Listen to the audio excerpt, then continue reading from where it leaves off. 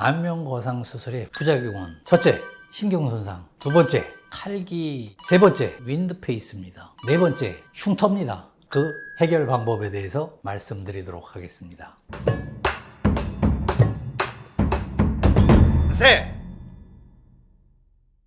안녕하십니까. 아름다운 세상 원장 주창기입니다. 오늘은 안면거상술의 대표적인 부작용과 그 해결 방법에 대해서 말씀드리도록 하겠습니다. 안면거상 수술을 요즘은 참 많이 합니다.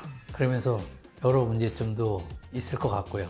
그러면은 안면거상 수술 중에서 가장 대표적인 거 4가지부터 말씀드리겠습니다. 첫째, 신경손상입니다.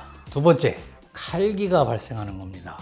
세 번째, 너무 과도하게 피부만 당겨지는 윈드페이스입니다.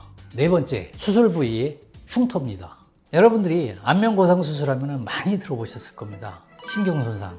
어떤 증상이 나타나냐? 꼭 풍을 맞은 사람처럼 됩니다. 즉 신경이 손상되면 축 이렇게 눈이 찌그러든다든가 입이 이렇게 돌아간다든가 이런 모양이 되기 때문에 굉장히 치명적인 결과를 낳는 부작용입니다. 이것은 왜 발생하느냐 하면은 박리를 할 때 정확한 층을 박리를 못하면 이 신경손상을 일으킬 수 있는 겁니다. 그래서 안면거상 수술은 많은 노하우가 필요한 거고, 특히 박리를 할 때 이 광대 부분이라든가 입 주변 박리를 할 때는 그래서 노하우가 필요한 겁니다.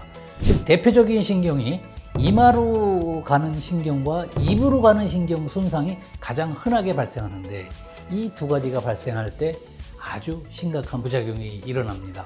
그러면은 이것을 어떻게 수술로 치료하느냐? 가장 좋은 방법은 끊어진 신경을 이어줄 수 있으면 그 방법이 최고 좋은 방법입니다. 이게 굉장히 어렵습니다. 그래서 끊어지지 않도록 치료하는 게 중요하고요.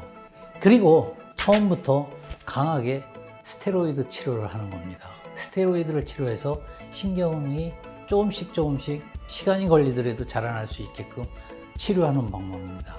현재까지 이런 치료 방법 빼기 할 수 있는 방법은 별로 없습니다. 신경손상에 대해서는. 그리고 두 번째 부작용은 우리가 흔히 발생하는 칼기 발생하는 겁니다. 칼기는 왜 발생하느냐?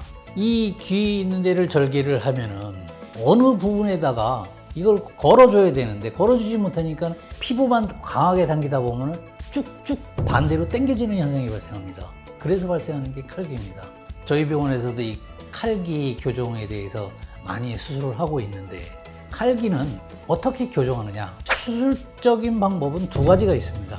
이 칼기가 발생한 것을 위로 당겨줘서 모양을 잡아주는 방법과, 그리고 약간 절개를 다시 갖고 박리를 한 다음에 다시 위치를 정확하게 걸어줘서 봉합해주는 게 가장 깔끔하게 칼기가 교정이 됩니다. 그리고 수술도 아주 쉬운 방법이고요. 세 번째, 윈드페이스입니다. 윈드페이스는 뭐냐? 박리를 충분히 하지 않고 과도하게 피부만 당겼을 때 나타나는 현상입니다.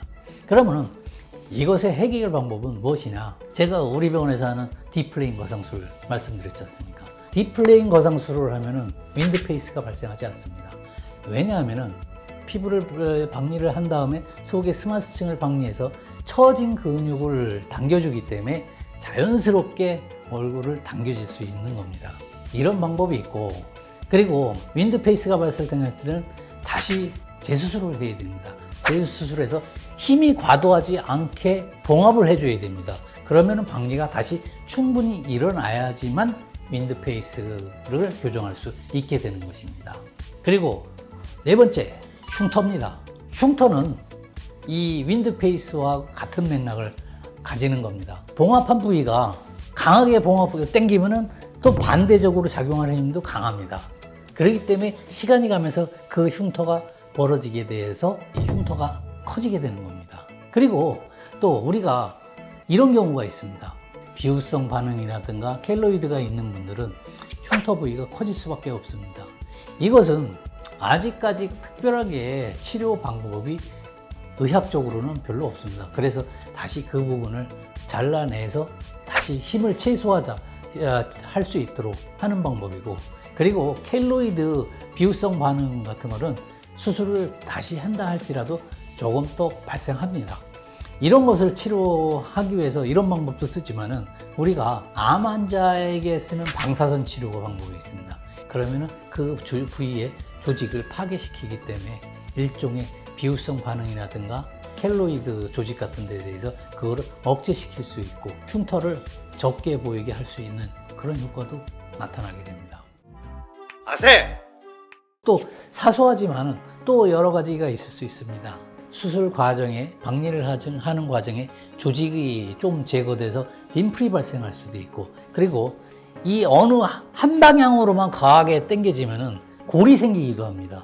또 모발 있는 부위에 절개를 가할 경우에 그 부분에 탈모 같은 것도 있을 수가 있고요.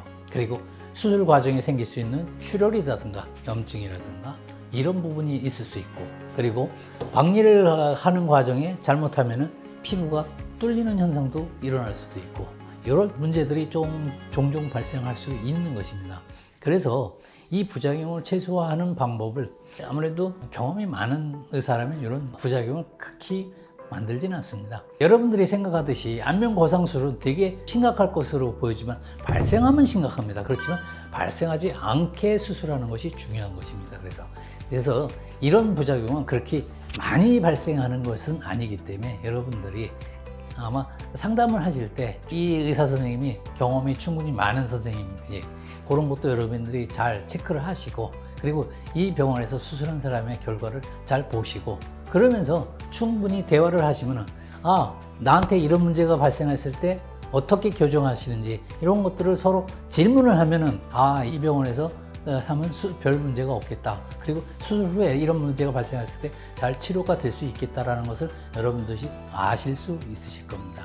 이런 식으로 해결하면은 안면 거상 수술이 여러분들한테 이 무섭지 않은 수술이 될 것입니다. 그 효과도 또한 많이 볼 수 있고, 그만큼 젊어지는 수술이 안면 거상 수술이기 때문에 여러분들이 생각하는 것만큼 그렇게 걱정하지 않으셔도 됩니다. 자, 오늘은 안면 거상 수술의 부작용과 그 해결 방법에 대해서 설명을 드렸습니다. 감사합니다. 아름다운 세상 원장 주창기였습니다. 눈 주세요. 본인 맞아요? 맞는데. 아닌데. 맞아! 아름답고 세련되게. 아세!